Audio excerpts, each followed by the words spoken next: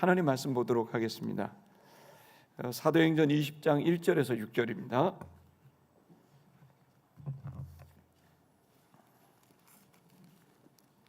사도행전 20장 1절에서 6절의 말씀입니다. 한 절씩 교독하도록 하겠습니다.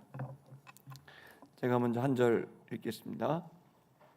소요가 그침에 바울은 제자들을 불러 권한 후에 작별하고 떠나 마케도냐로 가니라.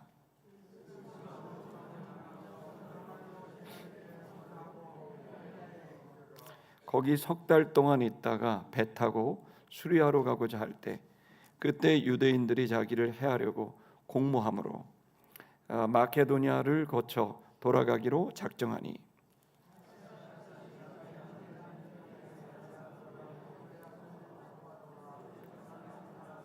아리스다고와 세군도와 더베 사람 가이오와 및 디모데와 아시아 사람 두기고와 드로비모라 그들은 먼저 가서 드로아에서 우리를 기다리더라.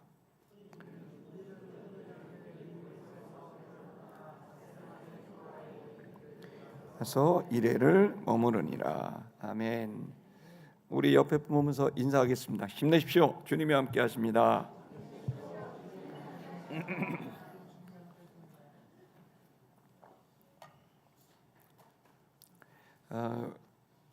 그 위기는 나의 진짜 동역자, 나의 친구, 진짜 친구, 진짜 동역자, 진짜를 알게 합니다. 평소에는 내가 이 사람 내 친구라고 생각했는데 위기가 닥치면 친구가 아니라 이게 친구가 아니었네 이런 거를 경험해 본 적 있어요? 또 아니면은 회사가 평소에는 되게 좋은 직원이라고 생각했는데 회사가 위태롭게 되니까 돌변을 해서 이 사람 좋은 직원이 아니구나라는 생각을 가질 때가 있죠. 평소에는 애국자라고 생각을 했는데 막상 위기가 닥치니까 이 사람 애국자가 아니구나라고 생각할 때도 있단 말이에요.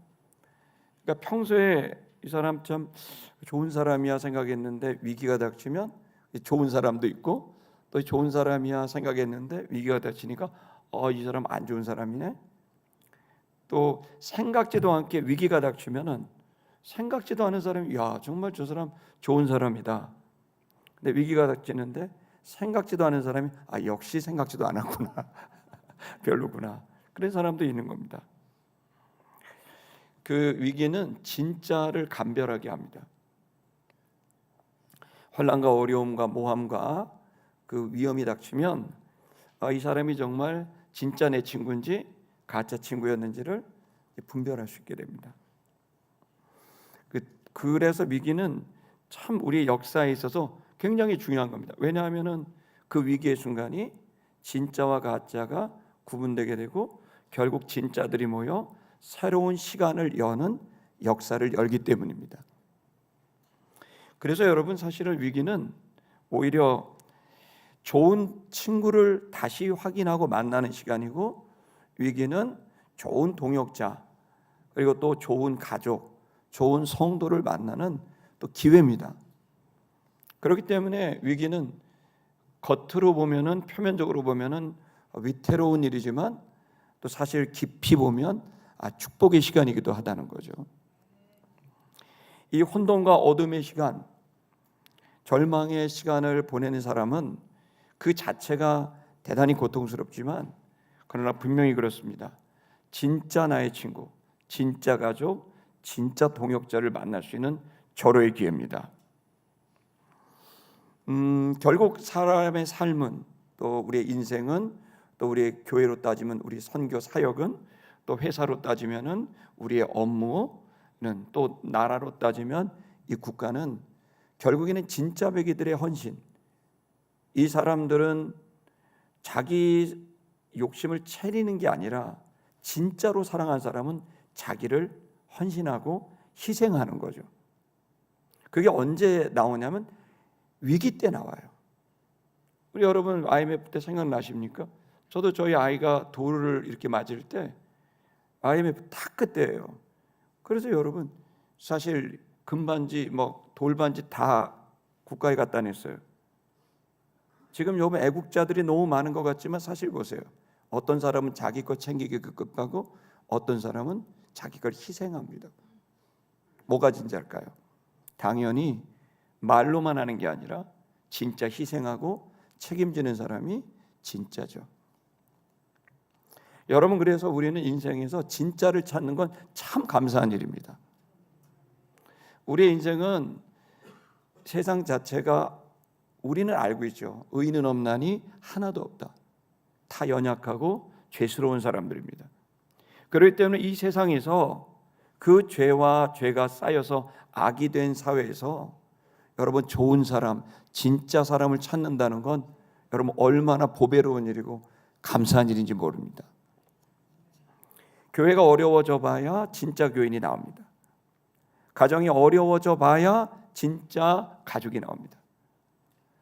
책임을 지고 헌신하는 사람, 여러분, 이런 사람들이 등장하는 시간이 위기의 시간입니다. 본문에서도 사도 바울이요, 초대교회가요, 정말 좋은 위기예요. 정말 어려운 위기를 닥칩니다. 그 위기는 뭐냐면 여러분 읽으신 대로 바울을 암살하려는 계획이 있었어요. 그래서 이 바울을 암살하려는 계획이 생겼고 초대교회를 뒤흔드는 계획이 생겼는데, 그때 참 놀랍게 오늘 여기 본문에 읽으신 분 7명의 사람들이 등장합니다. 그 7명의 사람들이 등장하는데 마치 초대교회 7집사처럼 여러분 바울에게 7명의 좋은 동역자들의 명단이 여러분 읽으신 본문에 나옵니다. 이들과 바울 일행이 힘을 합쳐서 이 위기를 더 놀라운 기회로 만듭니다. 왠지 아세요? 여러분 읽으신 이 본문이 끝나고 난 다음에 그 유명한 여러분 바울이 4차 전도 여행을 시작합니다. 그 4차 전도 여행은 뭡니까? 그것은 당시 세계의 중심이었던 로마, 세계 모든 권력이 집중된 로마, 그 권력자 최고의 황제에게 복음을 전하는 너무 정말 위대하고 놀라운 계획이 4차 전도 여행이 시작이 되는 장면이 여러분이 읽으신 이 위기의 순간에 그리고 등장한 7명의 동역자들과 함께 이뤄낸 업적인 거죠. 여러분, 겉으로 볼 때는 교회 지도자가 위태롭게 됐고 겉으로 볼 때는 초대교회가 위기에 빠졌지만, 그러나 그 시간이 여러분 전혀 상상하지 못한 로마 황제를 전도하고 로마를 기독교 국가로 만들고자 하는 여러분 그 놀라운 시도가 출발된 지점이 바로 이 위기에 있었다는 겁니다. 이 본문의 말씀을 통해서 저와 여러분들, 대한민국이 참 어렵습니다. 또 한국교회도 어렵고요. 또 우리 시티미션 교회도 다르진 않을 겁니다. 또 개인적으로 여러분 개인의 삶에 위기감을 느끼고 있는 분들이 계시다면 이 본문의 말씀을 통해 진리를 깨닫고 그 진리로 초대교회와 바울이 극복하고 승리한 것처럼 저와 여러분들에게도 그 극복과 승리가 있게 될 것을 축복합니다. 1절을 다 같이 좀 읽어보도록 하겠습니다. 다 같이 1절을 봉독하겠습니다. 시작. 소요가 그치며 바울은 제자들을 불러 권한 후에 작별하고 떠나 마케도냐로 가니라 되어 있죠. 소요가 그쳤죠. 소요는 말 그대로 에베소에서 큰 데메드리오라는 이 사람이, 이 말쟁이가, 권력가가, 야신가가 바로 거짓말과 진짜를 섞어서 바울 기독교를 완전히 제거하려는 그 데메드리오가 등장했고, 그것에 선동된 사람들이 에베소가 난리가 났죠. 근데 그것을 결국에는 잘 봉합하게 됐고 그 소요가 이제 끝나게 됐습니다. 그러자 이제 에베소 전도가 다 끝나니까 3차 전도 여행이 이제 완전히 끝난 겁니다. 그렇게 되니까 어떻게 되죠? 이제 바울은 원래 계획대로 이제는 복음을 전하려는 그 계획을 이제 실행하게 됩니다. 사도행전 19장 21절을 보면요, 거기에 이런 계획을 미리 바울은 얘기했어요. 내가 마케도냐와 아가야 지역을 다니고 그리고 난 다음에 예루살렘을 거쳐서 그리고 로마로 가서 복음을 전할 것이다라는 계획을 이제 발표했죠. 그 이유는 뭐냐면 마케도냐와 아가야 지역에서 왜 돌아보냐면 거기서 헌금을 모금합니다. 헌금을 모금한 목적은 뭐냐면 예루살렘 교회와 예루살렘 지역에 기근이 들었어요. 몇 년째. 그래서 예루살렘이 너무 어렵게 됐고 경제적 기근이 드니까 예루살렘 교회도 어렵게 됐고 성도들도 어렵게 되니까 이 마케도니아 지역을 다니면서 그 어려운 그 가정에서 있는 교회들, 그 조그만 교회들에게 모금을 하고 그 모금을 가지고 예루살렘에 전달하기 위해서 예루살렘으로 출발하려는 계획인 거죠.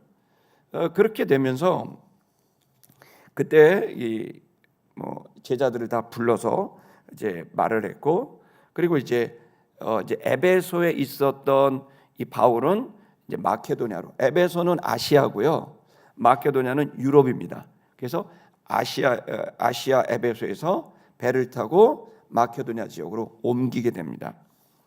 2절을 한번 보도록 하겠습니다. 2절 다 같이 읽겠습니다. 시작. 그 지방으로 다녀가며 여러 말로 제자들에게 권하고 헬라에 이르러. 그래서 이제 유럽으로 넘어왔어요. 그 지방을 다니게 됐죠. 그 지방은 마케도니아와 아가야 지역입니다. 아가야는 아테네가 있는 부근을 아가야라고 그러고요. 마케도니아는 테살로니가나 빌립보가 있었던 걸 이제 마케도니아로 부릅니다. 그러니까 그 유럽 지역을 전체를 다녔죠. 그러면서 권면을 하고 교회들을 권면하고 또 모금도 했습니다. 그리고 결국 어디에 이르러요? 헬라에 이르렀다 돼 있죠. 헬라가 지금 여기서 말하는 헬라는 어디냐면 바로 고린도를 말합니다. 고린도에 이제 이르게 됐습니다. 우리 3절을 읽어보겠습니다. 3절 시작. 거기 석 달 동안 있다가 배 타고 수리아로 가고자 할 그때 유대인들이 자기를 해하려고 공모함으로 마케도니아를 거쳐 돌아가기로 작정하니라고 되어 있습니다. 그 이제 고린도에 이르게 되는데요. 거기서 어떻게 해요? 석 달 동안 있게 됩니다. 3달 동안 고린도에 바울이 머무르게 됩니다. 근데 머무르고 난 다음에 어떻게 해요? 이제 원래대로 모금을 끝냈고, 그리고 난 다음에 바로 예루살렘으로 가려고 하는 수리아라고 하는 데가 어디냐면, 수리아가 바로 시리아, 팔레스타인, 예루살렘을 가게 되는 항구를 말하는 거거든요. 그래서 거기서 이제 바울이 이제 가려고 합니다. 석 달 동안 머물면서. 먼저 우리 로마서 16장 23절을 한번 좀 보고 가겠습니다. 로마서 16장 23절 읽겠습니다. 시작. 나와 온 교회를 돌보아주는 가이오도 너에게 문안하고 이 성의 재무관 에라스도와 형제 구아도도 너에게 문안하느니라. 이게 무슨 말이냐면요, 고린도에 바울이 머무를 때 사실 바울은 겉으로 볼 때는 대단한 선생이고 대단한 지도자 같지만 돈이 하나도 없는 사람이에요. 이 사람은 하나님 말씀을 전하는 사람이에요. 그래서 고린도에 있을 때 누가 도와줬냐면 가이오라고 하는 사람이 바울의 3달 동안의 생활을 책임져 줬어요. 그래서 이 가이오가 고린도에서 책임져 줬을 때 여러분, 그 가이오의 도움으로 그가 마련한 집에서 3달을 있으면서 어떤 일이 일어난 줄 아세요? 그 유명한 로마서를 만듭니다.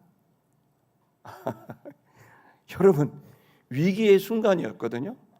그 위기의 순간에 쫓기다시피 왔던 고린도에서 여러분, 그 위기의 순간에 로마서를 작성하는 놀라운 일이 벌어지고요. 여러분, 신약 성경을 대표하는 책이 로마서 아닙니까? 이 복음의 정수 로마서를 이 고린도에 석 달 동안 있으면서 기록하게 되는 역사가 일어나게 된 거죠. 로마서 15장 22절도 한번 읽어보겠습니다. 15장 22절 읽겠습니다. 시작. 그러므로 또한 내가 너희에게 가려 하던 것이 여러 번 맡겼더니. 너희가 누구죠? 로마를 말하는 거죠. 그러니까 바울은 늘 로마 교회를 방문하고 싶었어요. 로마 교회는 바울이 개척한 교회는 아니에요. 언제 개척됐는지는 모르는데 이 로마의 교회는 당연히 세상의 중심이었고 그 중심의 교회에 당연히 바울은 깊은 관심을 갖고 있었어요. 특히 그 로마에 있으면서 엄청난 핍박과 그리고 그리스 로마 철학, 그리고 또 유대인들의 율법주의, 그리고 또 사람들이 복을 비는 신비주의, 이런 것들이 늘 그 로마에 혼재되어 있었거든요. 그랬을 때 바울은 이 복음을 정확하게 설명을 해주고 싶었어요. 왜냐하면 중심된 교회가 제대로 된 복음을 갖고 있어야 그래야 되니까요. 그래서 여러 번 가려고 했는데 어떻게 해요? 가려고 했지만 여러 번 막히게 됐어요. 그래서 고린도에 있을 때 바울이 어떻게 했다고요? 편지를 쓰기로 했어요. 그래서 갈 수는 없으니까 로마서를 기록해야 되겠다라는 생각을 갖고 그때 로마서를 기록하게 된 겁니다. 그래서 바울은 헌금도 모았고 로마서도 기록하게 되었고 드디어 3차 전도행을 잘 마무리하게 됐습니다. 위기를 통해 이제 잘 마무리했습니다. 근데 또 다른 위기가 또 왔습니다. 그 위기는 말씀드린 대로 유대인들이 바울에 대한 앙심을 품었어요.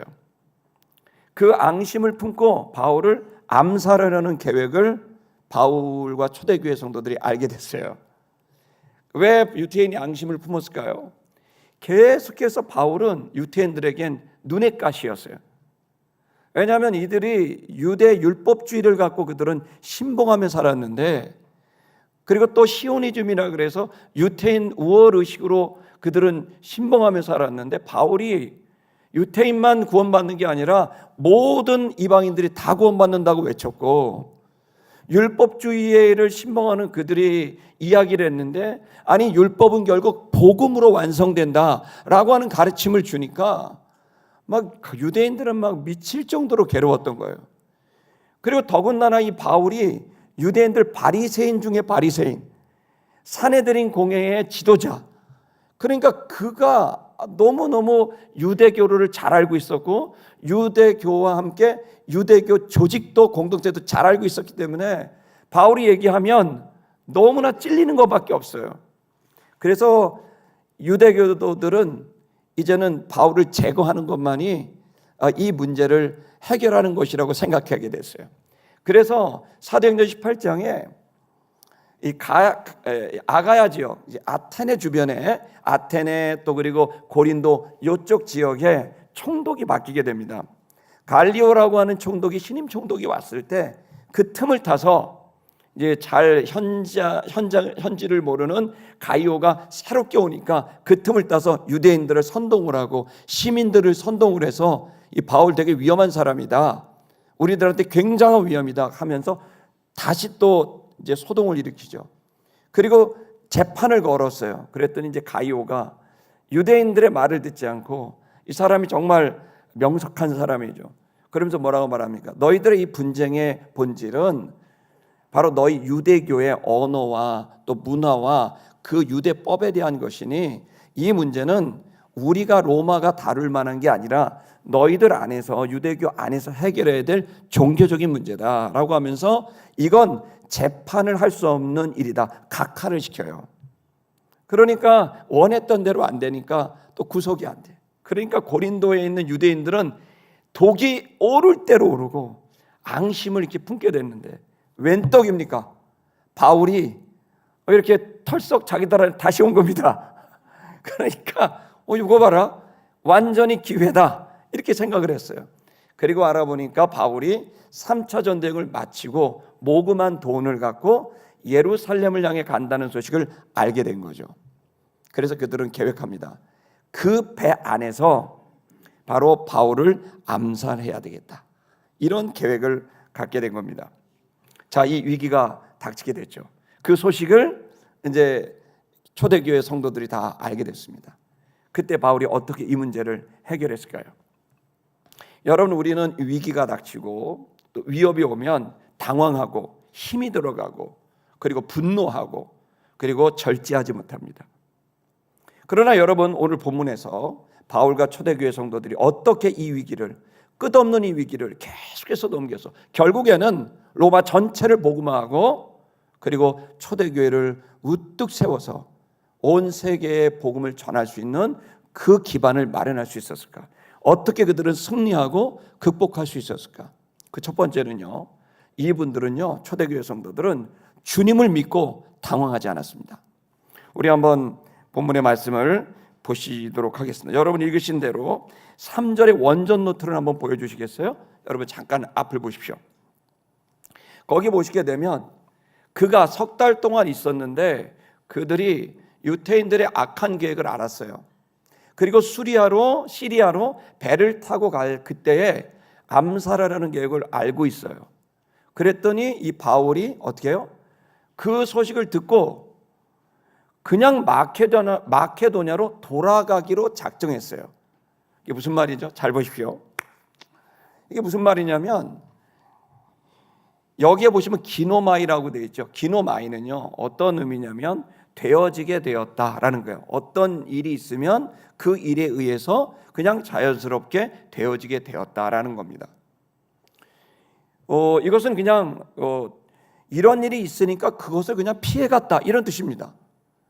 뭐냐면 바울은 주님을 믿고 이 유대의 공격을 암살을 맞서서 싸우는 게 아니라 그냥 피해갔습니다. 화내지도 않았고 싸우지도 않았습니다. 아마 저 같으면은 이규 같으면 이게 한두 번입니까? 아니 열심히 하는 사람 자기들 욕하는 것도 아니고 자기들을 비난하는 것도 아니고 그러면 그냥 좀 내버려 두면 얼마나 좋아요. 이렇게 10년 넘게 계속해서 따라다니면서 괴롭히고 죽이려고 하고 모함하고 거짓말 말하고 이렇게 말하면 저 같으면 맞서서 니들이 사람이냐? 야 니들도 양심이 있어야지. 아니 애지간히 해야 될 거 아니냐? 누군 승질 없어. 뭐 이렇게 싸우지 않았겠습니까? 근데 바울이 어떻게 해요? 성경을 사도행전 보세요. 다투지 않아요. 그냥 그 속에서 어떻게 돼요? 그냥 피해가요. 여기 보시죠. 근데 피해간 게 아니에요. 두려운 게 아니에요. 여러분 여기 하니 기노마의 옆을 보시면 직설법 과거 중간 때 디퍼넌트라고 되어 있죠. 오늘 여러분 잠깐 한 2분만 어려운 얘기 잠깐 할게요. 여기 보면 중간태라는 말은요 우리나라로 말하면 제귀태, 내가 나를 하게 했다라는 의지를 말해요. 다시 말하면 바울은 싸우고 싶은 마음이 있었을 거예요. 맞서서 고함치고 싸우고 조직을 해갖고 막 전쟁을 일으키고 하는 그런 마음이 없지는 않았을 거라고 생각돼요. 왜? 제귀태니까. 내가 나를 억제시킨 거거든요. 내가 나를 이 다툼을 피하게 만든 거거든요. 더 좋은 건 뒤에 디퍼넌트라고 되어 있죠. 디퍼넌트라는 말은 영어로 제3자, 다른 이런 뜻이잖아요. 헬라어에서 디퍼넌트태는 어떤 거냐면요.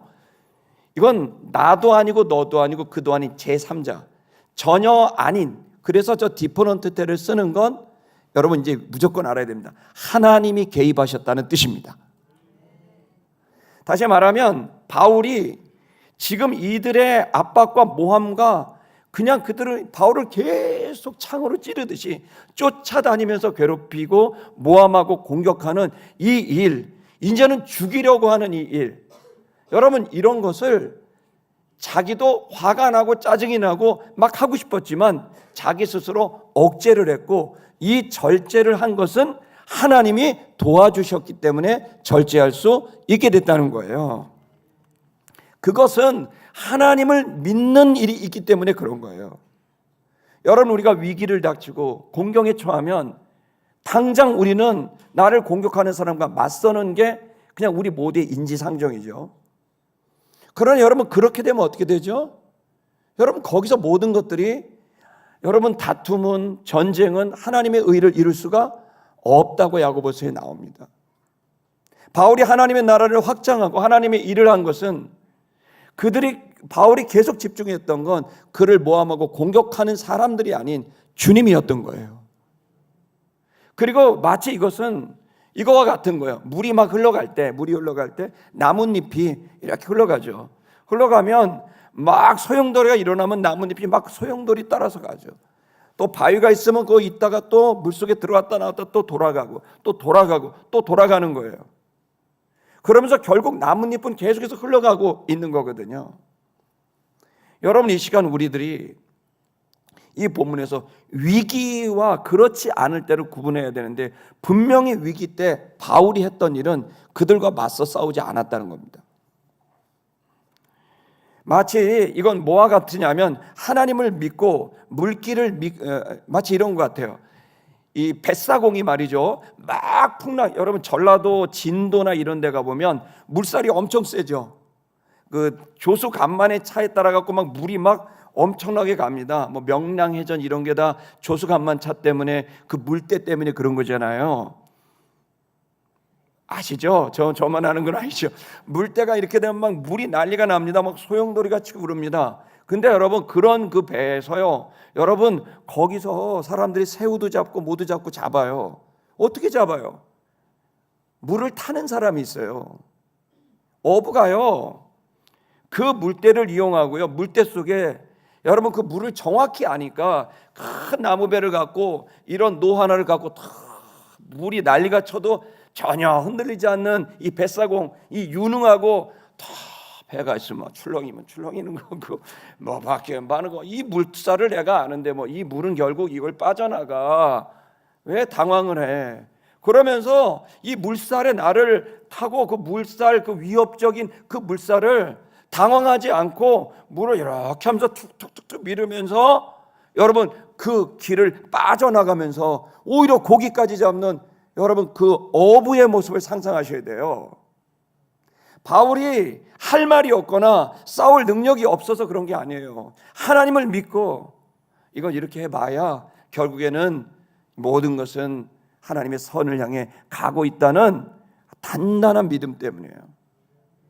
바울은 뭐라고 고백했는 줄 아세요? 로마서에 환난은 인내를, 인내는 연단을, 연단은 소망을 이루는 줄 알미니라. 수도 없는 환난을 맞은 바울, 그는 깨달았어요. 이 환난은 내가 죽거나 멸망하거나 파멸하는 게 아니야. 이 환난은 오히려 나를 단단하게 만드는 연단이야. 그리고 이 환난을 지나면 나는 더 위대하고 아름다운 주님의 일을 감당할 수 있게 된다는 소망을 갖고 있었던 거예요. 성도 여러분, 이 시간 우리에게 앙심이 품어질 수도 있고 분노가 일어날 수도 있어요. 여러분, 그것 속에 여러분 우리가 보면 세상 사람들이 왜 저래? 저 사람 왜 저래? 저는 왜 나한테 이러지? 그런 분노와 앙심이 여러분에 풀어지더라도 너무 화내거나 분노하지 마세요. 원래 그래요. 세상은 좋은 일이 일어나면 다 좋아할 것 같죠? 아니요. 좋은 일을 해보세요. 반드시 좋아하는 사람도 있지만 안 좋아하는 사람들이 더 많아요. 여러분이 성공해 보세요. 여러분이 좋은 대학교에 들어갔다고 생각해 보세요. 좋아하는 사람 있지만 이쪽에서는 다른 허물을 해요. 여러분, 우리가 살고 있는 세상과 우리는 그렇게 착하지 않아요. 언제나 죄가 가득하고 그 죄가 관영한 세상은 풍랑이는 것처럼 우리를 공격할 수 있어요. 여러분, 그 위기 때 우리는 어떻게 될까요? 따라하겠습니다. 위기 때 더 힘을 빼라. 이것이 바울이 가지고 있는 지혜예요. 이것이 초대교회가 갖고 있었던 지혜고 힘이었던 거예요. 위기일수록 어떻게 된다고요? 더 힘을 빼는 거예요. 위기가 오면 힘이 들어요. 그런다고요. 위기가 오게 되면 화가 나요. 위기가 오면 막 분노하고 불안감에서 막 히스테리적으로 막 일어나죠. 정확하게 망하는 길이에요. 승리할 수 없어요. 하나님의 나라와 의는 그렇게 될 수 없어요. 바울은 그 어떤 유대인과도 맞서서 싸우지 않았어요. 다만 복음을 증거할 때 빼고. 여러분, 이 시간 저와 여러분 중에 위기를 맞이했다고 생각하는 분들이 계시다면 여러분 힘을 오히려 빼십시오. 주님은 감당할 시험밖에 우리에게 주지 않습니다. 모든 것은 합력하여 선을 이루게 되어 있습니다.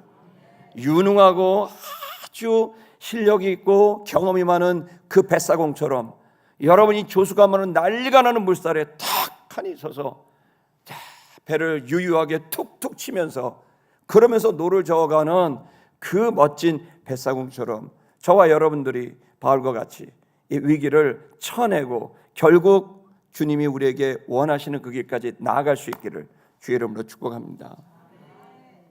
두 번째는 바울과 초대교회 성도들은 이 위기 때 진짜와 가짜가 판별이 됐고 진짜 동역자들을 만날 수 있는 기회로 삼았습니다. 위기가 닥치자 초대교회 성도들은 진짜 헌신된 지도자들이 똘똘 뭉치게 되는 계기가 됐습니다. 여러분, 난세는 영웅을 만든다고 위기가 닥치면 잘 뭉치는 게 대한민국입니다. 아멘. 우리나라 어떤 나라입니까? 모두에도 말씀드렸듯이 IMF 때도요. 여러분 나라가 망하니까 어떻게 돼요? 여러분 뭐 누구 죽이라 이렇게 안 해요. 너도 나도 금붙이 은붙이 통장 털어서 나라에다가 빚 갚으라고 가져왔어요. 이 나라가 어떤 나라입니까? 위기가 닥치면 어떤 사람은 자기 것 챙기는 사람이 있고요, 위기가 닥치면 어떤 사람은 자기를 희생하는 사람이 있어요. 책임지는 사람이 있고 떠나는 사람이 있고 챙기는 사람이 있어요. 위기는 진짜와 가짜를 판별하게 만들어요. 4절을 보겠습니다. 그런 성도들이 있었습니다. 4절을 읽겠습니다. 다 같이 읽겠습니다. 시작. 아시아까지 함께 가는 자는 베레아 사람 브로의 아들 소바도와 데살로니가 사람 아리스다고와 세군도와 더베 사람 가이오와 및 디모데와 아시아 사람 두기고와 드로피모라, 이렇게 되어 있습니다. 여러분, 이런 사람들이 함께 했습니다. 원전 노트 한번 볼까요? 4절을 보시면 이들이 위기가 닥치니까 함께 가는 했어요. 그와 함께 한다. 바울과 함께 했어요. 여러분, 위기가 닥치니까 지도자 바울과 함께 있음으로 이 위기를 이겨낸 것을 볼 수 있어요. 위기가 닥치면 함께 하는 사람이 있고 버리는 사람이 있는 거죠. 여러분이 위기가 닥쳤을 때 진짜 동역자와 그렇지 않은 사람을 구분되게 되는 거죠. 여기 7명의 사람이 나와 있습니다. 7명의 사람이 소바더입니다. 소바더는 3차 전도 여행 때 바울과 함께 이 여행을 다 감당했습니다. 3차 전도 여행이 뭡니까? 유럽 전도 여행입니다. 유럽 전도 여행은 그야말로 끔찍한 전도 여행이었어요. 가는 데마다 유대인들이 와서 괴롭히고 공격하고, 여러분 끔찍한 전도 여행이 3차 전도 여행이었어요. 여러분, 이거를 바로 소바더가 바울과 함께 그 고난을 함께 한 거예요. 아리스타고가 있습니다. 아리스타고 두 번째. 여러분, 저 소바더 저기 보시면 베레아 사람이라고 되어 있죠. 베레아 사람 누구죠? 데살로니가에서 여러분 핍박이 너무 심하니까 베레아까지 왔는데, 베레아는 신사적이어서 그 사람이, 베레아 사람은 하나님의 말씀이 그러한지 늘 살폈던 사람이다, 이렇게 되어 있죠. 그러니까 여러분, 베레아 사람이었어요. 이 사람은 신사적이었고 늘 진지했고 진실을 추구했던 사람이에요. 아리스타고가 있죠. 아리스타고 뭐 설명할 것도 없죠. 지난주에 봤던 말입니다. 아리스타고는 에베소에서 정말 주님을 잘 믿었던 사람이에요. 근데 이 데메드리오가 사람들을 거짓말과 진짜를 섞어서 선동하니까 거기에서 갑자기 바울이 없으니까 바로 아리스타고를 잡아다가 연극장에 집어넣고 죽일 듯이 막 고함을 치고 막 그랬던, 당했던 사람이에요. 아리스타고. 근데 이 당했던 아리스타고가 누구죠? 그렇게 혼란스럽게 곤욕스러운 일을 당했고, 여러분 한번 빌레몬서 1장 23절을 한번 읽어보겠습니다. 빌레몬서 아리스타고 이야기가 나옵니다. 읽겠습니다. 시작. 그리스도 예수 안에서 나와 함께 갇힌 자 에바브라와, 그랬죠. 여기 보면 그 에바브라가 이제 나오죠. 그리고 이제 에바브라와 함께 여기 그 아리스다고에 대한 이야기도 이제 나옵니다. 저를 보십시오. 이제 이 아리스다고는 어디까지 가냐면, 아리스다고가 그렇게 된 다음에 풀려납니다. 그리고 고린도에 모입니다. 그러고 난 다음에 어떻게 하는 줄 아세요? 이 아리스다고가 바로 바울의 4차 전도여행을 따라갑니다. 그리고서 어떻게 된 줄 아세요? 바울이 4차 전도여행은 죄인으로 간 거예요. 감옥에 늘 생활을 해야 돼요. 근데 아리스타고가 바울을 떠나지 않고 같이 감옥 생활을 해요. 로마까지 같이 감옥 생활하면서 따라갔던 사람이에요. 옥중 생활을 한 사람이란 말이에요. 여러분, 또 있습니다. 세군도라고 있어요. 세군도는 이 바로 그 데살로니가, 여기 보시면 데살로니가 사람. 데살로니가는 뭐죠? 가장 핍박이 많은 도시예요. 가장 핍박이 많은 도시에 세군도가 고린도에 찾아왔어요. 위기가 닥치니까. 또 누가 찾아옵니까? 가이오가 찾아왔습니다. 가이오. 사도행전 19장 29절 우리 한번 볼까요? 우리 아까 그거와 같은데 한번 읽어보겠습니다. 시작. 온 시내가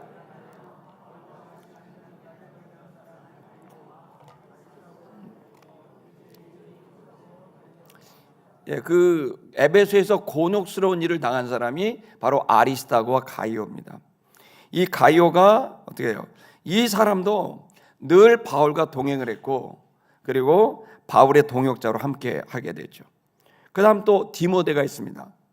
디모데는요, 여러분 알다시피 디모데전서 1장 2절을 한번 보겠습니다. 디모데전서 1장 2절 다 같이 읽을게요. 시작. 믿음 참 아들 된 디모데에게 편지하노니 하나님과 아버지와 그리스도 예수 우리 주께로부터 은혜와 긍휼이 내게 있을지어다. 아멘. 그러니까 디모데를 뭐라고 불렀죠? 아들을, 그냥 아들이 아니라 참된 아들이다 이렇게 불렀죠. 왜 그럴까요? 디모데는 1차 전도여행 때 청년이었을 때 개종을 해요. 예수님을 믿어요. 그의 외할머니와 어머니가 믿음이 좋았고 아버지는 헬라인이나 믿음이 별로 없었어요. 그런데 이 청년이 예수님을 믿고 바울을 통해, 그는 이제 할례를 안 받았죠. 그런데 바울이 복음을 전하는데 이방인들에 대한 복음을 계속 공격하는 그러한 그 유대인들 때문에, 이 사람은 어머니는 유대인이었기 때문에 할례를, 근데 아버지는 헬라이니까 할례를 안 받아도 되는데 그는 복음을 위해서 할례를 받게 됩니다. 그리고는 그 이후로 바로 바울 곁에서 늘 아들처럼, 결혼을 하지 않았지만 바울은 그러나 아들처럼 바울을 늘 이제 쫓아다니면서 돕는 사람이 된 거죠. 또 여섯 번째 두기고, 이 두기고가 또 뭐였습니다? 이 두기고는 에베소서 6장 21절인데요. 우리 한번 읽어보겠습니다. 두기고 얘기가 나옵니다. 읽겠습니다. 나의 사정 곧 내가 무엇을 하는지 너희에게도 알리려 하노니 사랑을 받은 형제요 주 안에서 신실한 일꾼인 두기고가 모든 일을 너희에게 알리리라. 보십시오. 두기고는 누구였냐면 바울이 감옥에 갇혔을 때 에베소서와 그리고 골로새서를 전달했던 사람이에요. 이제 골로새서를 봐도 바로 이 나와 있는 두기고가 나오죠. 그러니까 바울이 감옥에 갇혔지만 그러나 이 두기고가 계속해서 바울의 손발 역할을 하고 그리고 그의 입의 역할을 하면서 계속해서 바울의 이 복음을 전달하고 교회를 세우는 일을 했어요. 또 다른 사람 드로비모라는 사람이 또 고린도로 왔어요. 드로비모. 우리 사도행전 21장 우리가 앞으로 보게 될 텐데 21장 29절 30절 보겠습니다. 읽을게요. 시작. 이는 그들이 전에 에베소 사람 드로비모가 바울과 함께 시내에 있음을 보고 바울이 그를 성전에 데리고 들어간 줄을 생각함이로라. 30절. 온 성이 소동하여 백성이 달려와 모여 바울을 잡아 성전 밖으로 끌고 나가니 문들이 곧 닫히더라. 무슨 얘기냐면요, 여기에 있는 이 드로비모와 바울이 4차 전쟁을 위해서 예루살렘에 들어간 겁니다. 들어갔는데 여기 드로비모는 완전히 이방인이에요. 에베소에 있었던 이방인이에요. 근데 그러다 보니까 이방인이 성전에 들어가면 안 돼요. 그 성전의 율법에 그렇게 돼 있어 갖고 성전에 들어가면 안 되는데 안 들어갔거든요, 사실.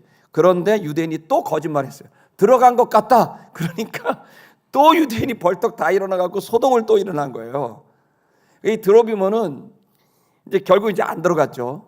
근데 그렇다고 얘기해서 또 소동이 일어난 장면이 이제 여러분이 읽으신 본문의 내용이에요. 근데 드로비모는 누구였냐면 아시아 교회를 대표하는 지도자 중에 지도자였어요. 그래서 아시아 지역에 있는 교회들에게 헌금을 모금해서 지금 예루살렘 교회와 예루살렘에 있는 시민들에게 구제비를 주려고 온 거예요. 유럽은 바울이 직접 돌았고 유럽 지역은 아가야와 마케도니아는, 아시아 지역은 드로비모가 돌았어요. 그래서 아시아에서 모금한 돈과 유럽에서 모금한 돈을 가지고 지금 궁핍에 처해져 있는 예루살렘 시민을 살리려고 그 돈을 갖고 왔단 말이에요. 근데 이들은 이런 선행에 아무 관심이 없어요. 그냥 자기 편이냐 남의 편이냐 이것만 관심이 있는 거예요. 어떻든 이러한 7명의 훌륭한 주의 종들이 고린도에 다 모이게 됐습니다. 그리고 그들은 하나가 됐습니다. 성도 여러분, 위기가 닥치면은요 떠나가는 사람이 있고요, 위기가 닥치면은요 모이는 사람이 있어요. 여러분 인생에도, 내 인생에도 인생의 어려움이 닥치면 나를 떠나는 사람이 있고요, 내가 인생에 어려움이 없고 망하고 내가 정말 어렵게 되면 오히려 내게 다가오는 사람이 있죠. 여러분 위기는요, 그래서 내게 다가온 그 사람 얼마나 귀한지 몰라요. 누가 이 문제를 풀어줘요? 누가 이 문제를 책임지고 해결해줘요? 뭐 대가를 바라는 것도 아니고, 그럼 귀중히 여겨야 되거든요. 근데 귀중히 여기지 않은 사람도 있다는 거예요. 그러나 여러분, 성도 여러분, 우리 세트미션교회 성도 여러분, 여러분 의식을 높여야 됩니다. 여러분이 위기에 처했을 때 그 위기를 구해주고 도와주고 책임진 사람을 귀중히 여길 줄 알아야 돼요. 왠지 아세요? 그 사람과 함께 새로운 시간을 열 수 있기 때문인 거예요. 그래서 위기는 내 인생의 미래를 열 좋은 친구, 좋은 가족, 좋은 동역자를 만날 수 있는 최고의 시간인 거예요. 여러분, 우리는 지금 그런 위기가 닥치면 막 긴장을 하고 막 어렵습니다. 그 사람들과 함께 우리는 세 번째 어떻게 했습니까? 이 사람들은 이 하나님이 붙여준 사람들, 동역자들과 함께 아주 주도 면밀하게, 아주 조직적으로, 유기체적으로 사역을 임하는 아주 놀라운 팀이 됩니다. 이제 그야말로 팀 중에 팀이 됩니다. 우리 5절과 6절 한번 읽어볼까요? 읽겠습니다. 5절 6절 시작. 드로아에서 우리를 기다리더라. 6절. 우리는 무교절 후에 빌립보에서 배를 타고 떠나 닷새만에 드로아에 있는 그들에게 가서 이래를 머무리나. 5절은요 그들은이고요, 6절은 우리는이에요. 자, 그들은요 7명의 지도자들이에요. 헌신자들이죠. 정말 참된 동역자들이죠. 6절에 나와 있는 우리는요, 우린 누구죠? 바울이고 또 누가 있을까요? 당연히 이 사도행전을 기록한 누가죠.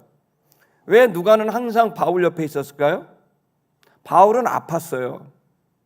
그는 악마의 가시라고 표현할 정도로 늘 그는 아팠어요. 어떤 학자는 바울은 흔히 말하는 간질, 뇌전증 환자여서 어느 순간 그냥 쓰러져 버리고 그랬다라고 생각하는 분도 계시고, 어떤 분은 아주 심각한 저혈압 환자였다 이렇게 생각하는 분도 있어요. 근데 어떻든 어떤 질병인지는 명확하지는 않지만 바울은 늘 그렇게 위태로운 건강 상태로 그는 복음을 전하는 일을 쉬지 않았어요. 그래서 그 옆에 누가 붙었어요? 누가가 붙은 거예요. 누가는 의사였거든요. 여러분, 지금도 의사가 좋지만 옛날에는 더 좋았습니다. 요즘 의사 좋을 때 다 끝났습니다. 근데 옛날에는 더 의사는 대단한 재력과 명예를 얻을 수 있는 직업이었습니다. 로마 시대 때. 근데 누가가 그걸 다 버리고 거렁뱅이 같은 바울 옆에서 1차, 2차, 3차 전도여행을 함께 합니다. 마지막에는 감옥 생활할 때 같이 구금이 돼서 죄수도 아닌데 죄수의 몸으로 로마까지 가서, 그리고 로마가에서 나올 때까지 끝까지 바울을 챙깁니다. 여러분, 여기에서 위기는 좋은 동역자들, 함께하는 동역자들이 있는 겁니다. 그래서 그들은 여기 보십시오. 어떻게 했는지 5절을 보면 그들은 드로아로 먼저 가고 이렇게 되어 있습니다. 거기서 기다리고. 드로아. 자, 고린도가 있습니다. 고린도는 유럽입니다. 아테네 옆에 있습니다. 그 고린도에서 배를 타고 가야 드로아가 나옵니다. 아시아입니다. 근데 여기서 고린도에서 드로아가는 이 배편 안에서 바울을 암살하려는 계획이 있으니까 유태인들이 자객을 동원한 겁니다. 그러니까 작전을 짰어요. 마치 바울이 탄 것처럼 7명 모두 그 배를 타버렸어요. 쟤는 저 누가 디모데 드로비모 지금 타네? 그러니까 바울이 탄 줄 알고 자객이 그 배를 타버린 거예요. 작전을 짰어요. 너는 그 배를 타고 먼저 가서 기다려라. 그 다음 어떻게 하죠? 그 다음에 6절을 보면 우리는 바울과 누가와 그 일행은 빌립보로 갑니다. 빌립보가 어디죠? 고린도가 맨 아래쪽에 있고요, 그리고 지중해 쪽에 있고요, 빌립보는 거의 흑해 쪽에 있어요. 저 위쪽인 거예요. 그러니까 가장 반대편으로 올라가요. 그리고 거기서 어떻게 돼요? 드로아로 배를 타고 갔어요. 자그마치 5일 동안을 돌아갔어요. 닷새 동안 그렇게 됐다고 돼 있어요. 그리고 드로아에서 어떻게 해요? 1회, 즉 7일 동안 머무르게 되고 랑데뷰를 하게 되는 겁니다.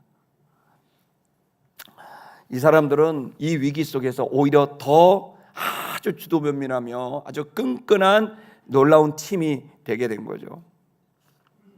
성도 여러분, 저는 여러분들 중에 위기를 닥쳤다고 생각하는 개인적인 삶의 위기감을 느끼고 있는 성도분들이 계시거나 또 우리가 국가를 걱정하는 여러분들이라고 생각합니다. 정말 이 나라가 큰일 났다고 생각하는 분들이 계실 겁니다. 이럴 때 성도 여러분, 우리는 위기 때 더 힘을 빼야 됩니다. 왜냐하면 세상은 우리가 생각하는 것보다 더 똑똑하고 더 무섭고 더 집요한 사람들이 존재하기 때문입니다. 우리는 많이 겪어봤습니다. 저도 어릴 때서부터 수많은 이러한 국가적 위기와 국가적 단위에서의 큰 일들을 경험해 봤습니다. 그럴 때마다 느끼는 것은 지나고 나면 그때 내가 충분히 알지 못했구나라는 생각을 할 때가 많습니다. 여러분, 이럴 때일수록 내공을 길러야 됩니다. 아멘 하십시오. 여러분, 내 마음에 그야말로 용기를 갖는데 그 용기는 우리 안에 courage, 내를 단단하게 만드는 거예요. 그 대신 이걸 갖다가 막 분노를 쏟아내고 하게 되면 여러분 거기에서 우리 자신도 모르게 하나님의 아들로서의 합당하지 못한 언행이 나올 수도 있는 겁니다. 그러므로 여러분, 이럴 때일수록 저는 여러분들에게 도전합니다. 우리는 이 위기에 처했을 때 하나님께서 허락하신 진짜 사람들, 진짜 친구, 진짜 동역자, 진짜 우리 국민들을 우리는 한번 분별할 수 있는 기회로 삼아야 될 줄로 믿습니다. 우리는 똑똑히 지켜봐야 됩니다. 우리가 지금 해야 될 일은 차분하게 앉아서 저 사람이 저 말과 행동, 그리고 그 사람이 지금까지 살아왔던 그 모든 연역을 목격자와 동역자들을 통해 정말 저 사람이 저 말이 맞는지, 그리고 저 사람이 정말 진실성 있게 하고 있는지, 저 사람은 국가에게 정말 희생하고 헌신하는 사람인지, 자기 거를 챙기고 쌓는 사람인지 똑똑히 지켜봐야 돼요. 그리고 그 속에서 우리들은 정말 나라를 사랑하는 사람들, 그 사람들이 붙여질 것이고, 또 정말 교회를 사랑하는 사람들이 붙여질 것이고, 그들과 함께하여 우리는 주도 면밀하게 여러분 무너진 교회를 다시 세우고 무너진 나라를 다시 세우는 일에 쓰임을 받아야 됩니다. 여러분, 제가 어릴 때 우리 동네는 연산인데 연산에 저희 동네는 전부 다 대추를 심어요. 그래서 집집마다 대추나무가 있는데 그 대추나무가 너무 부러웠어요. 저는 대추를 되게 좋아합니다. 선물을 대추로 하지 않기를 바랍니다. 연산 대추만 좋아합니다. 저는 그거 먹으면 기운 납니다. 그냥 센 거 따다가 막 그 파란 거 막 뭐 와자장와자 뭐 와 얼마나 좋은지 모릅니다. 막 힘이 붙고 막 그럽니다. 근데 어릴 때 대추 욕심이 생겼습니다. 그리고 할아버지 할머니한테 왜 우리는 대추를 안 심어? 그랬습니다. 그랬더니 할아버지 할머니 너 심어라 그러더라고.